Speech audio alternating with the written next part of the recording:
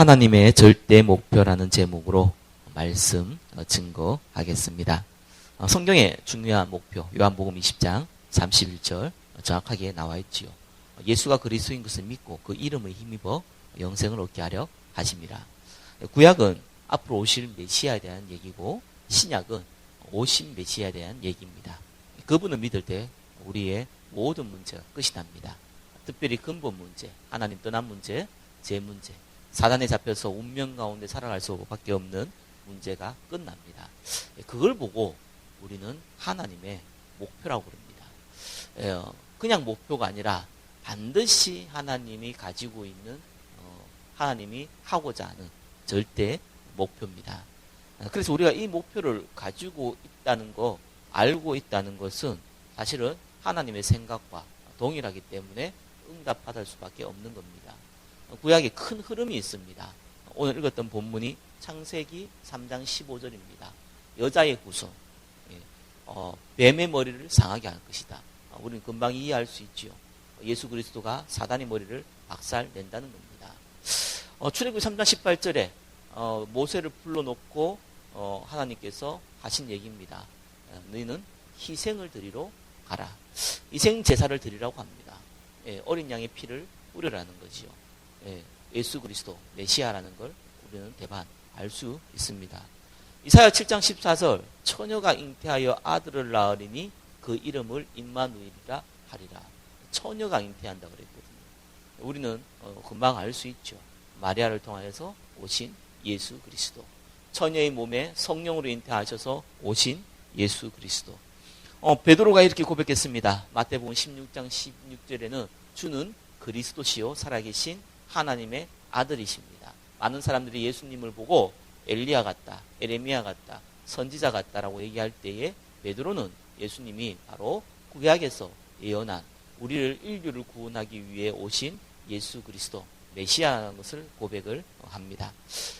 부활하신 예수님께서 오직 성령이 너희에게 마시면 너희가 권능받고 예루살렘과 온 유대와 사마리아 땅까지로 내 증인이 되리라. 사도행전 1장 8절에 나와 있습니다. 하나님의 목표입니다. 하나님이 우리에게 주신 절대 목표입니다. 그 가운데 숨겨진 게 있습니다. 우리는 교회, 성도, 또 예배, 이런 눈에 보이는 것을 가지고 우리가 신앙생활 하지만 중요한 건 눈에 보이지 않는 거잖아요. 예수 그리스도입니다. 이분을 우리가 알고 누리고 우리가 이분의 안에 있을 때 축복을 누리는 걸 보고 우리는 신앙생활이라고 그러거든요. 그리고 이분을 또한 소개하는 거 보고 우리는 전도라고 그럽니다. 그래서 사실은 우리 교회에 또한 이 성경에 숨겨진 하나님의 절대 목표는 저와 여러분 너무나 잘 알듯이 예수 그리스도입니다. 이게 이제 드러나게 합니다. 우리가 믿어야지 구원받지 않습니까? 또 듣지 않으면 어떻게 믿을 수 있겠습니까? 믿음은 들으면서 나는데 믿음이 생길 수가 없지요.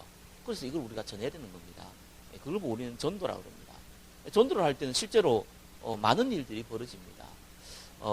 하나님께서 우리를 구원할 때 재창조 역사를 일으키셨습니다. 아담과 하와는 이 정복하고 다스리는 그것만 해도 인생의 목적이 달성되기 때문에 창조 원리가 되기 때문에 은혜 가운데 있는 겁니다. 그러나 저와 여러분들을 부를 때에는 복음 전하기 위해서 불렀다고 성경은 나와 있습니다. 우리를 전도자로 베드로전서 2장 9절에는 그렇게 나와 있습니다.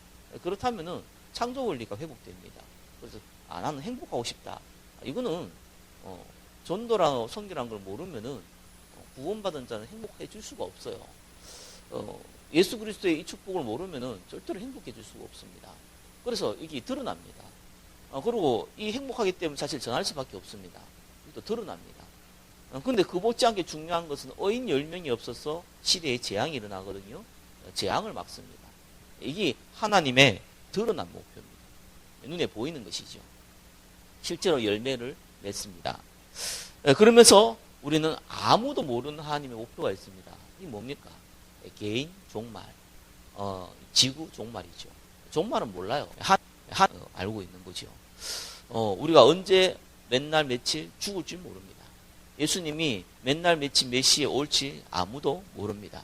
분명한 것은 모든 민족에게 복음 증거된 이후에 예수님이 오신다고 말씀했습니다. 그래서 우리는 오늘 하나님 불러갈 수도 있습니다. 우리는 내일 하나님이 우리를 불러갈 수 있습니다.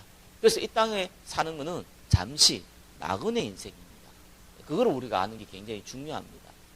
그것이 아무도 모르는 하나님의 목표이기 때문에 그렇습니다. 그래서 우리는 세상의 것을 추구하는 것이 아닙니다. 하나님 것을 바라보고 소망하고 추구하는 겁니다. 오늘 하루도 하나님의 절대 목표, 예수 그리스도, 전도와 성경, 그리고 영원한 소망, 천국을 기다리는 그 은혜 가운데 성령의 인도받기를 예수 그리스도의 이름으로 축원합니다. 기도하겠습니다. 하나님 감사합니다. 하나님의 중요한 목표 가운데 성령의 인도받게 하여 주옵소서. 살아계신 우리 주 예수 그리스도 이름으로 기도드립니다. 아멘.